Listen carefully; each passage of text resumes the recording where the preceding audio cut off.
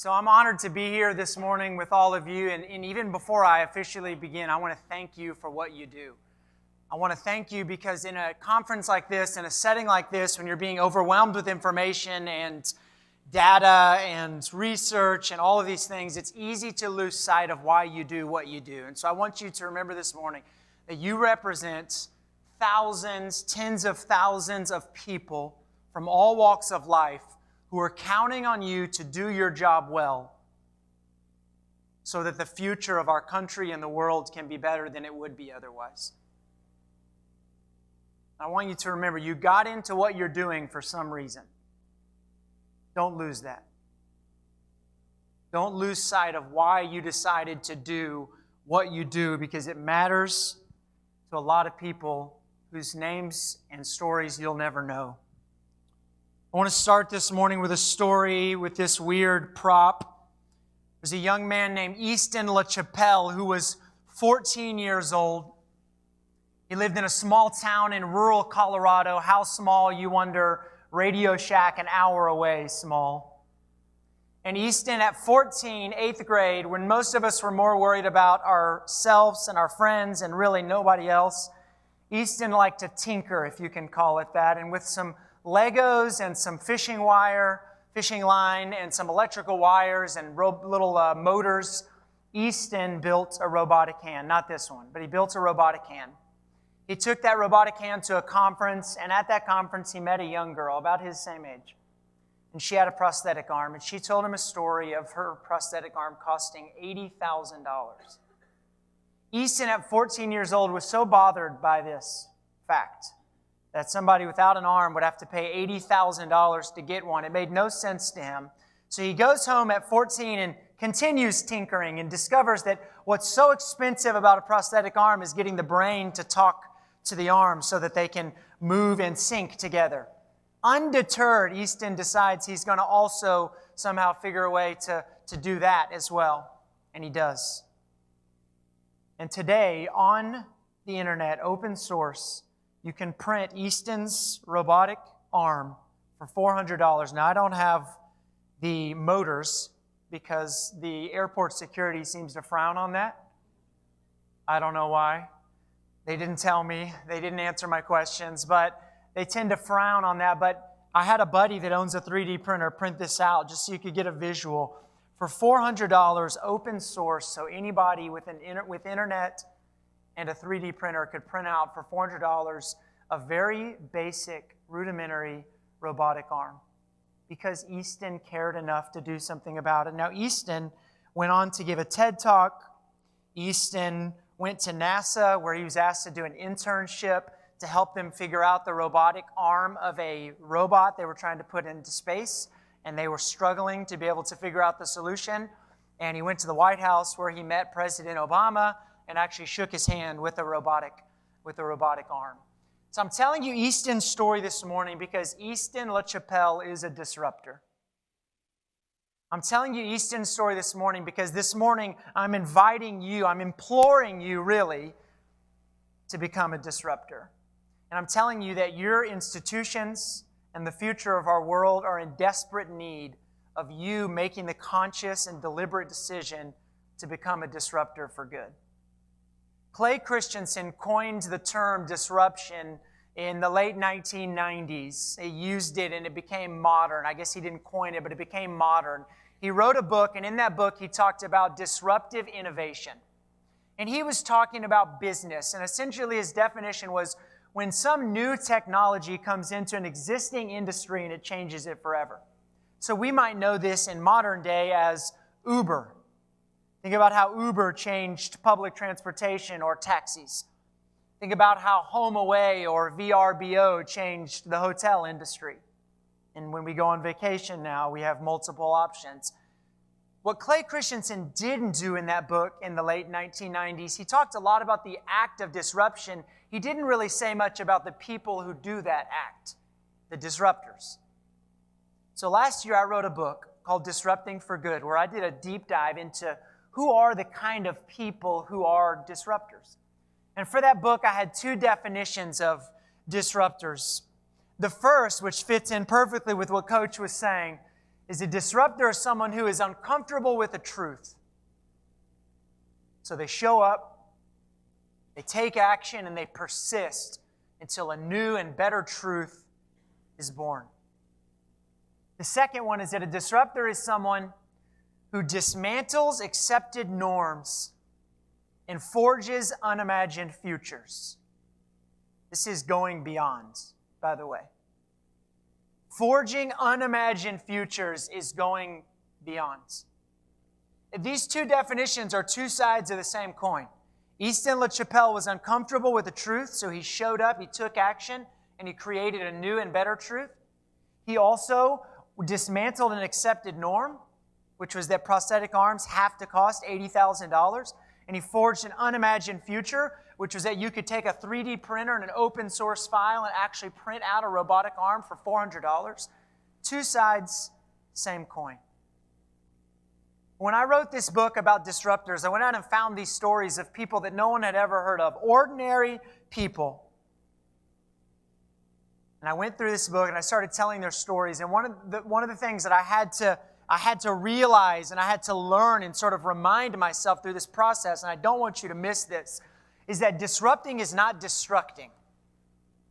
We live in a world that is really good at tearing things down. Am I right? I mean, all you have to do is go onto social media to see everybody's an expert on how things can be better. Right? I bet a lot of people could tell Coach how they could have won this game or that game. Right? It's easy to tear down. Disruptors do not tear down for the sake of tearing down. A true disruptor only tears down when they're willing to rebuild. I have a buddy that's in construction in my hometown. He's actually my best friend. He's torn down a couple hundred houses because of the way his industry, the way his business works. And he actually just built a really beautiful custom house that he was the general contractor of. And so I asked him, how long does it take you to tear down a house? He said, 2 days tops. We can have just the foundation left in 2 days. Any size house, any age, everything gone in 2 days. It looks like the house never existed. I said, how long did it take you to GC your beautiful new house? He said, 20 months. My wife reminds me every day. I told her it would be 12. It was 20. It takes a lot longer to rebuild good things than it does to tear down. Lots of people tear down. Few people have the guts and the courage to build back something better. The second thing we have to be honest about is that disruption is not bad. Now, most of us, if we've heard the term disruption, if anyone's called us a disruptor, it was our teacher or maybe our grandmother or Sunday school teacher, and they weren't saying it with a smile on their face. Let me assure you, my parents could have won the award for most parent-teacher conferences where the teacher used the word potential. So I understand as a young man that disruption was not a positive term when it was affiliated with the name Chris Field. I actually will still run into friends or acquaintances from junior high or high school who haven't seen me in 15 or 20 years, and there's this awkward moment where they'll say something like this, wow, Chris, you're,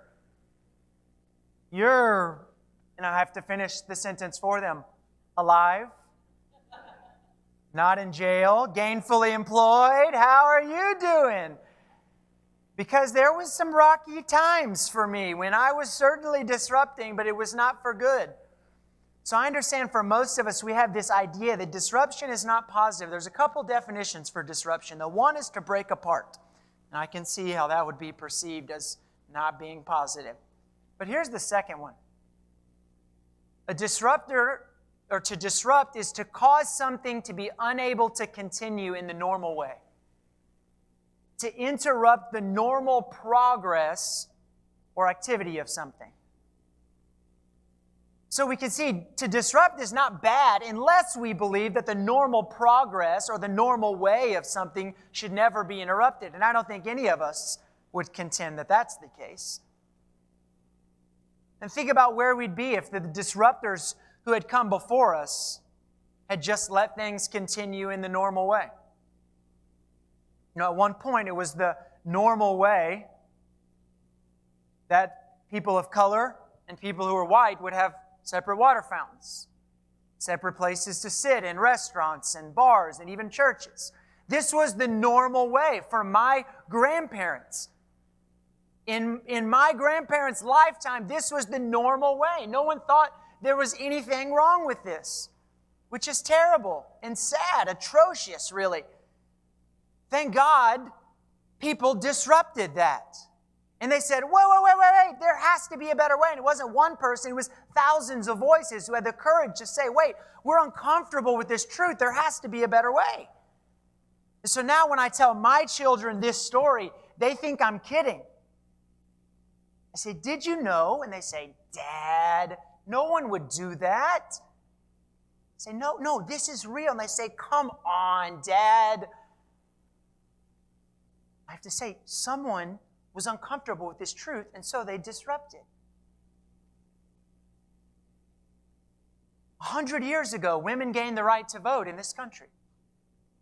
Before 100 years ago, women were perceived to have one job and one job only, and that was to have babies. And women were not intelligent enough, America said, or savvy enough to be able to vote. They didn't deserve to vote because they didn't have anything of value to add. Thank God women picked up posters and markers and marched and demanded the right to vote, and our country's better for it, right? Our country's better because we've given women more of a platform and voice to speak and to vote. But this didn't just happen. The normal way was that only men got to vote. Someone had to say, a bunch of someones had to say, wait, we're uncomfortable with this truth. There has to be a better way. That's going beyond. Last, this was the revolutionary IBM 5100 portable computer. The first of its kind. It weighed 55 pounds. This gentleman here, if he didn't have on long sleeves, you could see the veins popping out of his arms. I'm imagining the photo shoot that every couple minutes he had to say, are we good? Are we good? Let's take a break. Okay, all right. Okay, I'm good. Just give me a second. Right, 55 pounds. Look how he's holding that. That is so awkward. This thing was revolutionary. 16 kilobytes of internal storage. Enough internal storage for 1% of one iPhone photo. So think about the last picture you took. Which 1% would you want to keep? Right? This is like when my grandparents show me pictures from their vacations. Oh, we wish you could have seen it. It really looked better than this. Like, yeah, well, your thumb is over the thing, but it looks really, what I can see behind your thumb looks really pretty. This was revolutionary, though. And when this IBM 5100 came out, everyone could have said, we did it. We did it. We made it. Let's move on to the next thing. But instead, a lot of people cheered and they celebrated, but they said, still not good enough. We're going to keep disrupting. And the path between the IBM 5100 and the phone that's in your pocket right now was lined with 1 million disruptions. People saying, not good enough. There has to be a better way. So let's talk about 2019 disruption. I want to introduce you first to this little girl, this man in Seattle, Washington. So I want you to think about the last time you went to a nursing home. I want you to think about what it looked like, what it felt like, some of the noises you remember. I know you probably remember the smell. Nursing homes have a distinct smell. Look, nursing homes are hard places to visit. They're even harder places to live. And bless the staff that work at nursing homes. One of the most underappreciated places to work maybe in all of our country.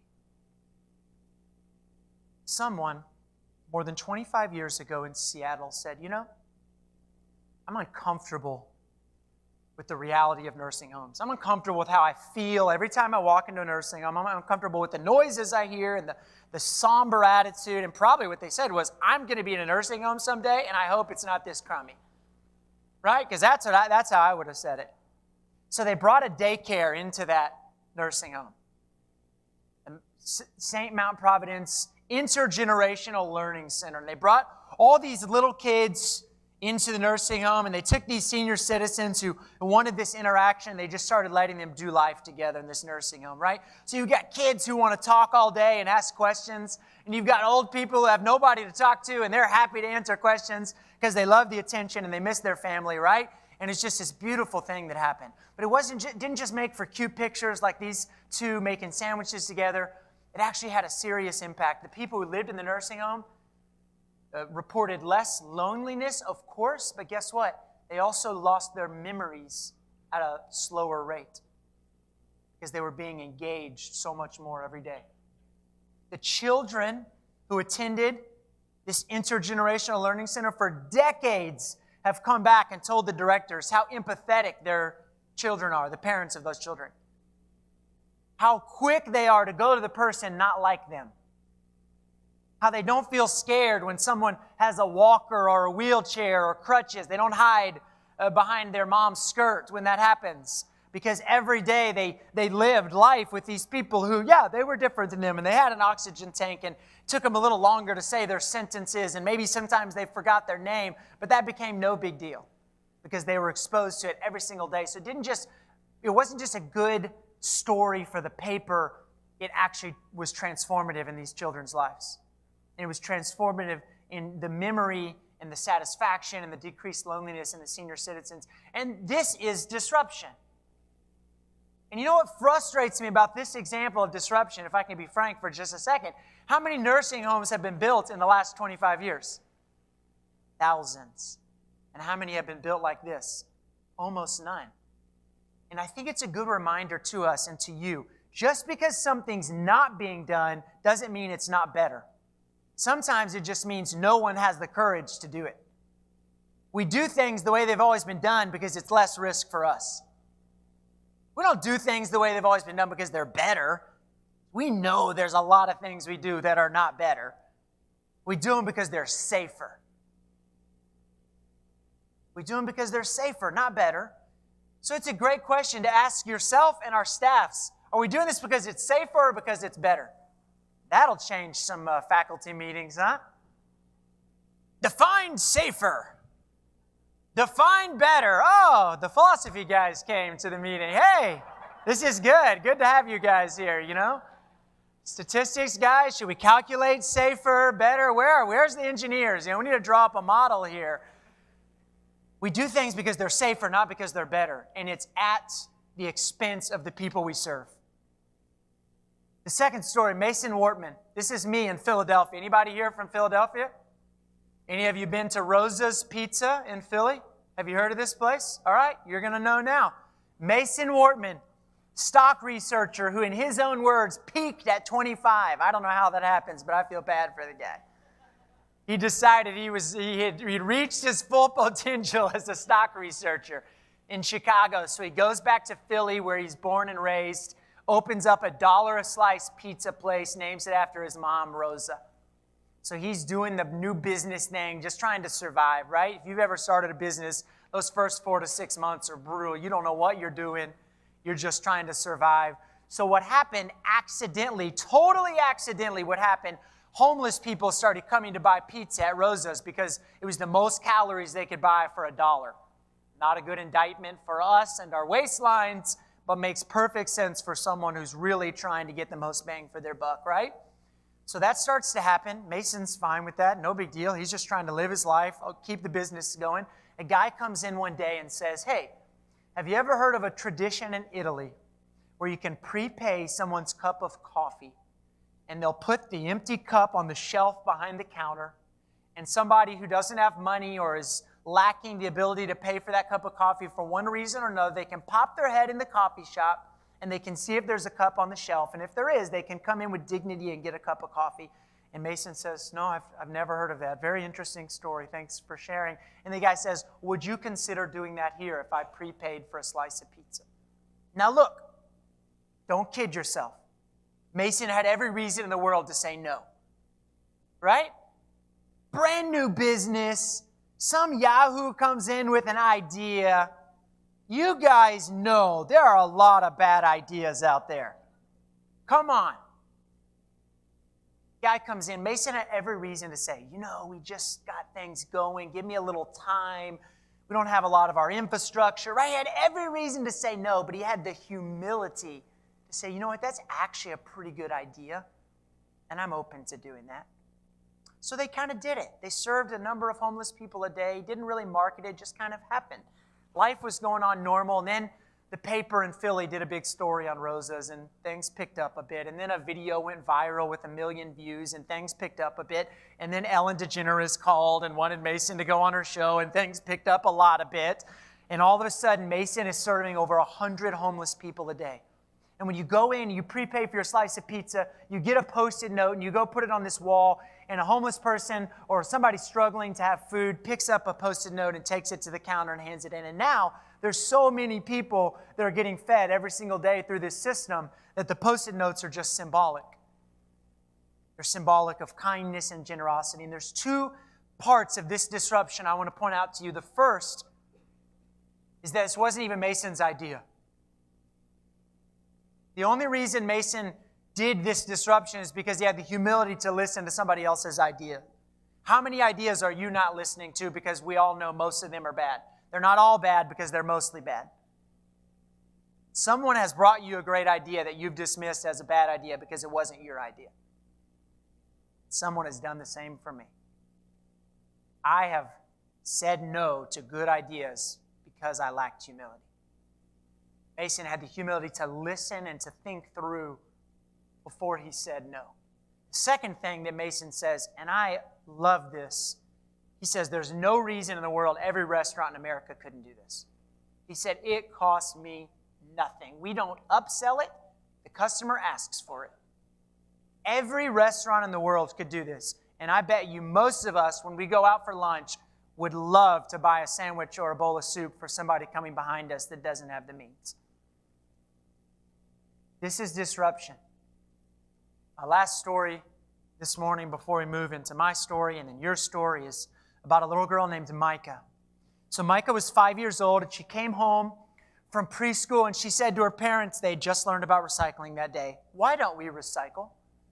And her parents said, oh, well, we don't have a recycling center in this town. There's no service. We live outside the city limits.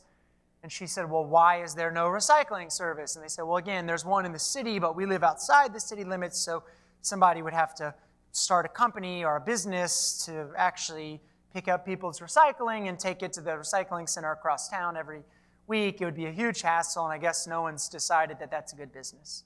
And she said, well, great, I'll start that business. So at 5 years old, she hires her brother, and they go to all 75 houses in their neighborhood, and they pass out these flyers, and they introduce Recycling with Micah. It's $10 a month. And she says they'll come every Thursday on trash day and pick up the recycling. So the first Thursday comes, Micah and her dad borrow their mom's minivan, and they go around. She has 15 customers on that first Thursday. They pick up all this recycling. They take it to the recycling center. They do that the next Thursday, and the next Thursday, and the next Thursday. Micah gets 2 years in, and she's recycled 14,000 pounds of recycling, the equivalent of 500,000 aluminum cans. She's also saved enough money to pay for a semester of college. Well, she's going to be going into second grade, so she decides it's too much for her to do that and balance the rigors of second grade. So as the story goes, one night over dinner, she negotiates to sell the business to her 5-year-old brother. Micah had the upper hand in the negotiations, and her brother was not going to be convinced otherwise. And so when Micah offered to sell the business to him for $20, he demanded he would pay not a penny more than $20.10. His parents tried to tell him that was actually more than what she had suggested, but he would not be fooled, and he was not going to be taken advantage of. So Micah agreed to sell it to him for $20.10. He did the business for a year and a half. Then their family moved out of that neighborhood to another neighborhood. But before they left, he sold the business to 2 middle school boys for $200.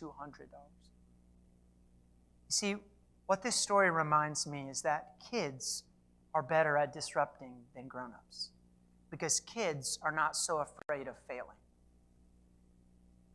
kids are more prone to respond to the truths that make them uncomfortable without all of the excuses that we develop as we become grown-ups. What this story reminds me is that really our job as parents and educators, facilitators, faculty members, deans, is really to move out of the way of our students, to empower them to chase the things that feel good and right and true, even if they're going to fail. To not project our own fears onto them just because it's something we didn't have the guts to do. And that story feels especially relevant because, full disclosure, Micah's my daughter, and I was the dad in the story who thought this was a terrible idea, but who had to get out of the way and give her the chance to fail. And of course she didn't, but she could have, and it still would have been the right thing to do, to let her try because it felt like something she wanted. So I want to move now into a little bit of my story, and then we're going to end with your story. So I was 19 years old, completely mediocre in every way, 40th percentile of my high school class, took the SAT once as a sophomore, made an 1100, too lazy to take it again, no college scholarships, no AP classes, one honors class in all of high school. I was the middle of the road as the middle of the road could be. Completely unimpressive in every way. And then when I was 19, three things happened that changed the course of my life forever. It was my freshman year of college. First, I ran my first marathon, chasing a young girl that I was attracted to. Was untrained. Longest run was 5 miles.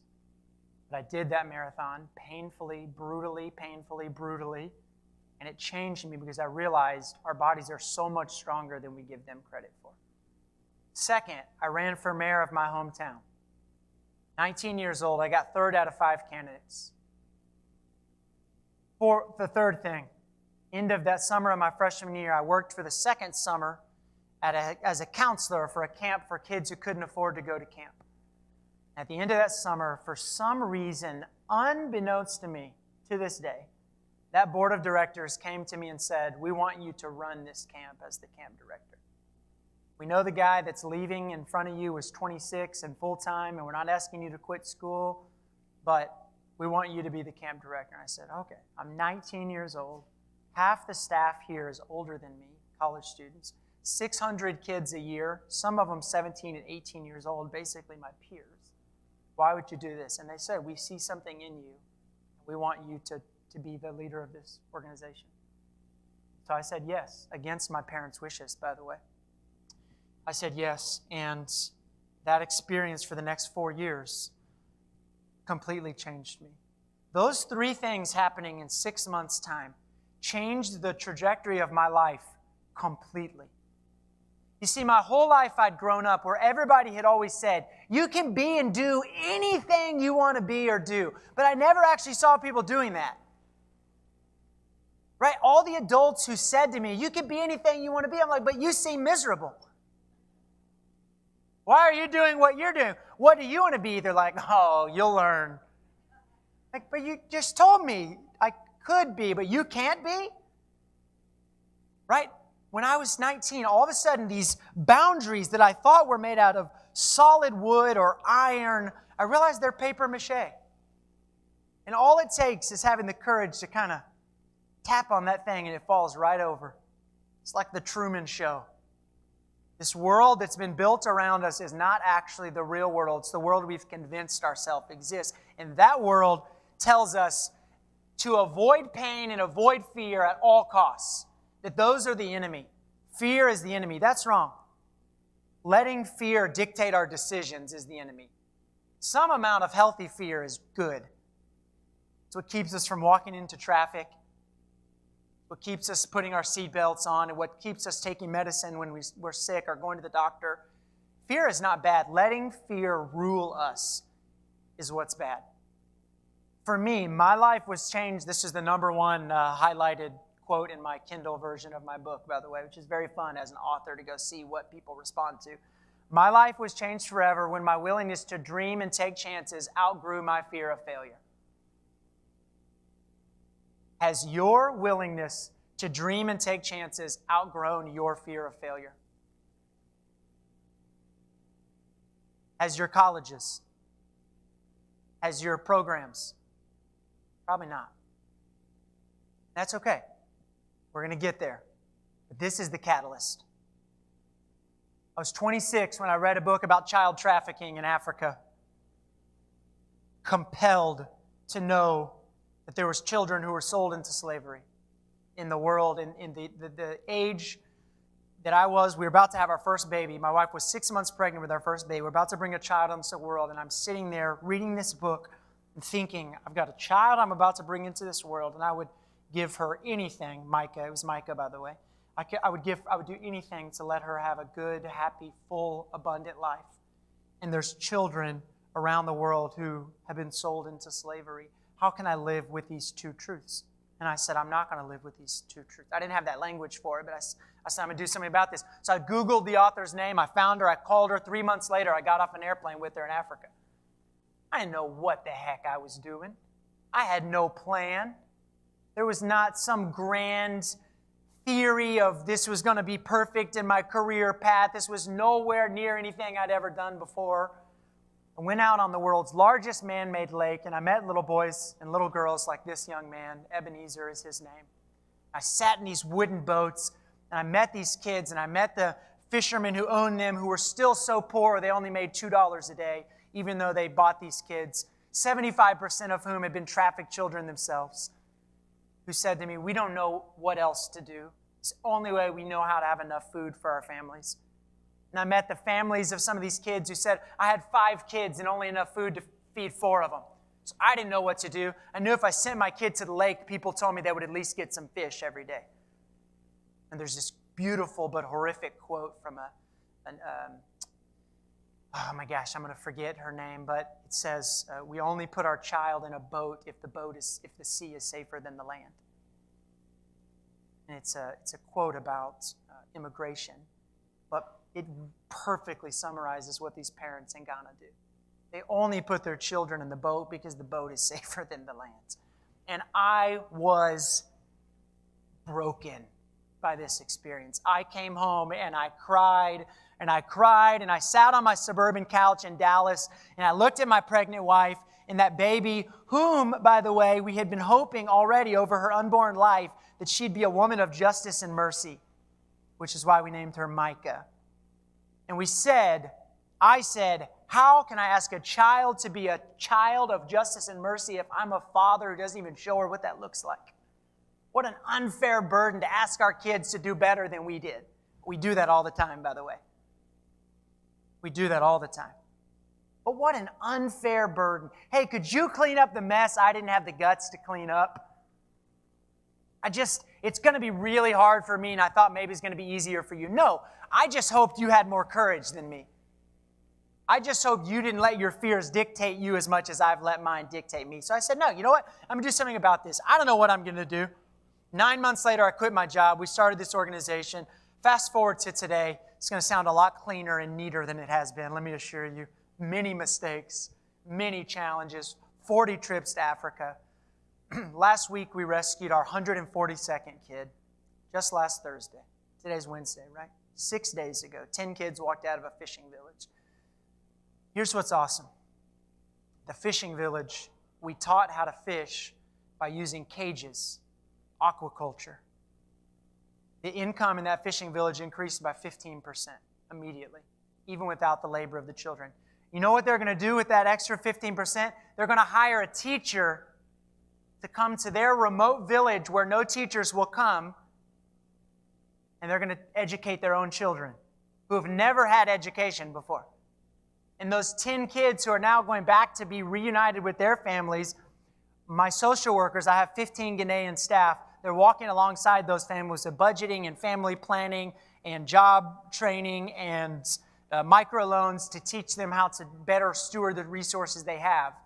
And our organization, through child sponsors, is committed to seeing all those kids through the equivalent of high school. The average child in poverty in Ghana gets through first grade. Every one of the 142 kids in our program, none of whom have been re-trafficked, by the way, will go all the way through high school or the equivalent trade school. That is transformational.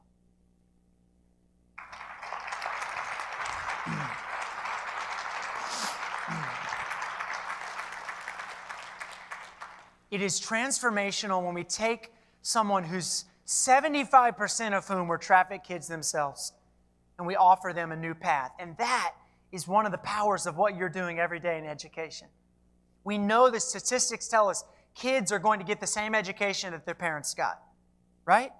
The statistics on that are overwhelming, and they can be sad when we're looking at children who come from families where education was not a priority. That can be downright debilitating for us. There's also a good piece of that that's exciting. It means if we can break that cycle, we probably broke it for generations. And I take so much joy in knowing while I get to meet these 142 kids, and I love that part of my job, I will not get to meet their grandkids who will probably not be trafficked because they got out of trafficking. And that is the kind of vision you have to have about the work you're doing. You're not trying to transform a student in a class. You're trying to transform generations. So let's talk now about what it actually means. So these are some of the beautiful tilapia that we harvest in these cages. Big Nile tilapia. So look, let's shift to you now. We have about 15 minutes. I want to turn to your part of the story. There's this beautiful tradition in Ghana when you walk into a new village for the first time. You always gather under the mango tree. And through the village spokesman, they ask this question: where have you been and where are you going? And as an aside, I think we'd be better human beings if we asked each other this question more often, first of all, because I think our stories matter. But I love that they don't just say, where have you been? They then say, where are you going? Because our stories explain us, but they don't excuse us. So just because where we've been, it does matter, but it doesn't dictate where we get to go next. Right? We get to dictate that.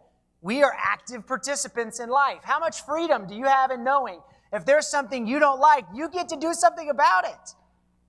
You're not sitting in the bleachers watching your life play out on a stage. You have been invited to come down out of your seat and actually walk onto stage and do what do you want? What is it you want to do? What is it that you want to disrupt? So the last third of my book, because I knew the objection, everyone read the story. All the stories I told you, by the way, are in my book. There's about 12 stories, and I picked some of my favorites. Everyone that I let read the book before it got finished, they said, oh, these stories, they're so good. I love this idea. I want to disrupt. I don't know what the heck to do next. And I said, okay, great. So I added the last third of my book. Okay? You have a sheet on your table, so pass those out real fast. You can take this with you. And by the way, because I forget this every time, so I'm just going to say it now, even though it's out of turn. If you drop a business card on your table, I'll email you a PDF copy of this, and you can use it with your staff and with your organization, or even just with yourself as you do this disruption. Let's start on the flowchart side, not the fun graphics side, but the side with the flowchart. So look, here's the map of disruption. Here's what anybody, anywhere can do to become a disruptor for good. This is not theory. I have failed you if this is not actionable to you. I have failed you if you don't have something you walk out of here with that actually motivates you and inspires you, okay? There's 3 things you have to do to become a disruptor. M-A-P. The first is to make a commitment. And that is that you have to actually slow down enough to be honest about those truths that make you uncomfortable. And in a culture that tells us, go, go, go, go, go, go, go, right? And in a culture, as Brené Brown puts it, where exhaustion has become a status symbol, sometimes the most disruptive thing you could do is actually slow down enough to let your mind and your heart get in sync together. Because I'll bet every dollar I own, there are truths in your life that make you uncomfortable right now. But guess what? We are really good about burying those things until we can't. And when it comes back up, it is not good. Every one of us has truths that make us uncomfortable in our personal life, in our family life, in our industries, in our departments, in our jobs, in our careers. Every one of us. These 2 guys that I had breakfast with this morning, they were like, oh, there's all these truths I'm already thinking about that make me uncomfortable. I'm like, good. Good, because when you start to own those things, when you start to acknowledge those truths that make you uncomfortable, then you can start to do something about it. As long as you pretend everything's fine. I'm fine. I'm fine. I'm fine. Does your leg look like it's about to fall off? No, this leg's fine. I'm good. Band-Aid, some gauze, I'm good. We all know people like that, right? They come into work like super sick, like, you okay? I'm fine. Blah, blah. No! You're actually not okay. I am sorry no one told you before now. You are unwell. You are unwell. Go home. I don't have any you can have my vacation days. I'll pay you. How much do you make an hour? I will write that check for you to go home. You are not well. This is me politely saying to myself and to you, we are not well. Our institutions are not well. Yes, great things happening, great positive stories. There are still things that can be better. There are truths that should and do make us uncomfortable. The first thing we have to do is commit to actually giving ourselves space to think about those things. And to be honest, and this brainstorming activity will help you do that. Ask yourself questions like, what is it that really bothers me about the way we do X? What is it? Just start with higher ed. What is it about higher ed that's uncomfortable?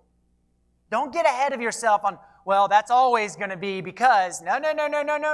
No one said that about the water fountains or the voting or the IBM 5100. Thank goodness, right? Well, it's just going to be really hard to change. No. We'll get to that. First, just be honest. What makes you uncomfortable?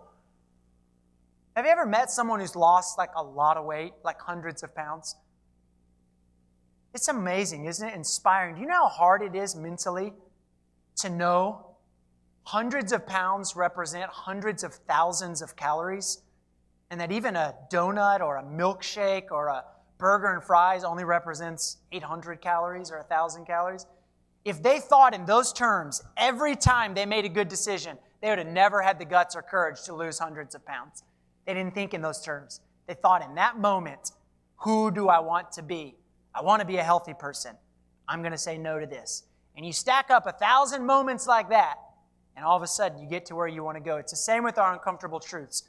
Don't get to the end of how big this thing is to solve. What bothers you?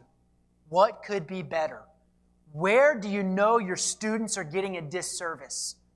You know it. In your heart, you know it. This is not fair to our students. We know those things. This is not fair to my faculty. This is not the best way. You know what? When you have those things, one of the resources I think it's so great about having a group like this, you can have that collaboration to say, are you guys having this problem too? The second thing we have to do, we make this commitment, we sit down, we actually decide these truths that make us uncomfortable, and then we actually just put the pen to paper and we start actually asking questions like, okay, what am I going to do about it? What can I actionably do about this truth that makes me uncomfortable? And I like to think of these things chronologically. I like stacking up wins. What can I do today about this truth that makes me uncomfortable? Is that going to be the last thing I do? No. Is it going to be the biggest? No. But I want to do something today. Sometimes that's me just educating myself on that thing. I don't know why this even is. I'm going to figure out the genesis of this. When did we start doing this? Why do we keep doing this? Why is this so expensive? Why has this become the norm? Just educating yourself sometimes is the biggest action step. The first action, that's all I did. For a year in Ghana, we did nothing. Nothing. It was 2 years until we rescued our first kid. You know how bonkers that drove me as an action-oriented guy? 740 days until we actually had fruit of our labor.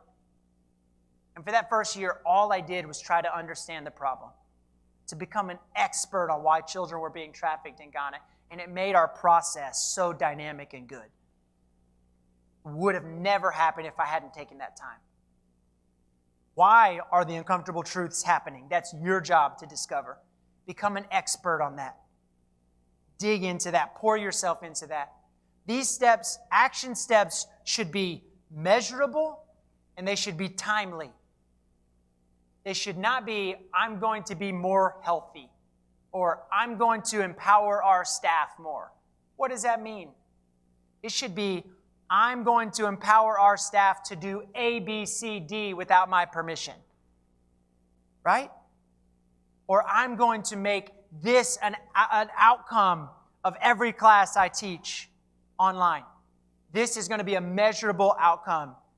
This is going to be a thing that I say, either they got this at the end of the semester or they didn't get this. These action steps should be measurable and they should be timely for us, okay?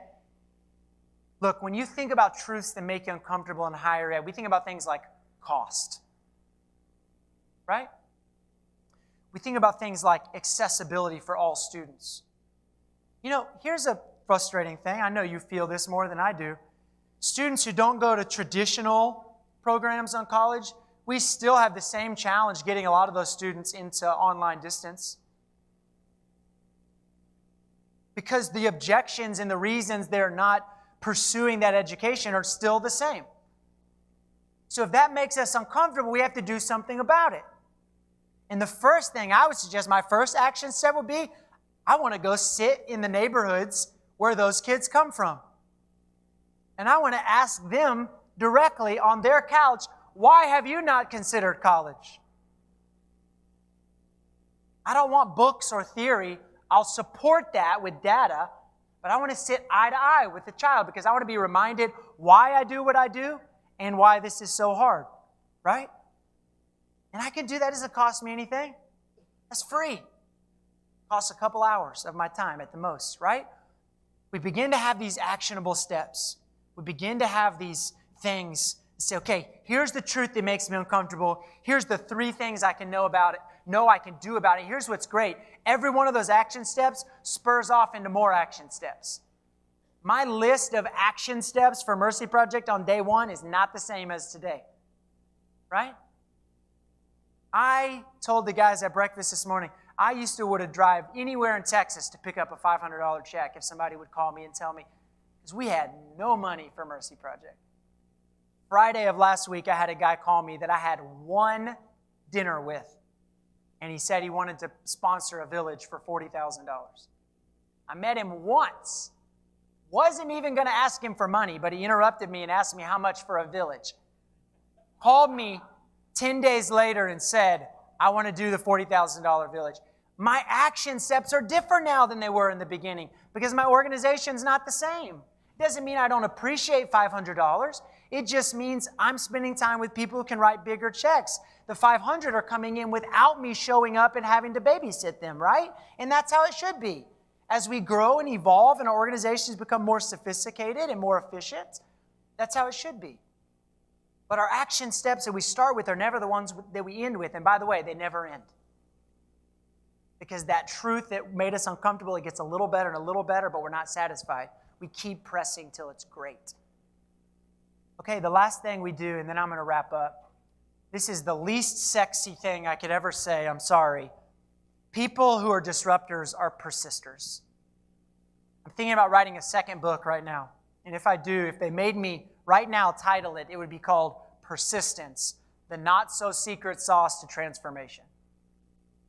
Because every disruptor in my book, from 5-year-olds to 80-year-olds, from poor to billionaire, from educated to not educated, every one of them had one thing in common. They persisted. They persisted to transformation. They woke up every day. They remembered why that truth made them uncomfortable, and they did something about it. Every day, over and over, over and over, over and over. We've been working in Ghana now for about 3,000 days. I don't think there's anything particularly flashy or amazing about what we've done, except we just kept showing up. 3,000 days of showing up and pouring yourself into something you care about is going to give you remarkable results. Persistence, persistence, persistence to transformation. It's not flashy. It's not amazing. It doesn't wow people until they get the end result. Right? Everyone likes the good idea. Some people even make a list of what to do with the good idea. The people who live out the good idea persist. They show up every day and they keep reminders on their computer and on their dash and on their mirror in their bathroom. They remember why they care. They remember why they're doing what they're doing. If I were you, I would find a story of that one student whose life has been transformed because of the work that you're doing. And I would either write their name or get a picture of them with their family, And I would put it somewhere where I could see it every single day. Because at the end of the day, I want 1,000 stories like this. And that's why I'm going to do the hard work of persisting. Not for awards, not for accolades, not for pay. God knows, not for pay. But because transformation happens when people are willing to persist. That is the good stuff. That is the good stuff. So my encouragement to you as we end, my encouragement to you is that you would let your dreams and your hopes for your organization, for your university, for your college, for your department, for the space that you own, you would let your dreams and hopes for that outgrow your fear of failure. That you would be honest about the truths that make you uncomfortable, that you would give yourself space to be honest about those things, that you would put actionable steps into place, and then you would just wake up every day and you would persist. And you would persist knowing generations of people whom you will never meet will benefit from your persistence.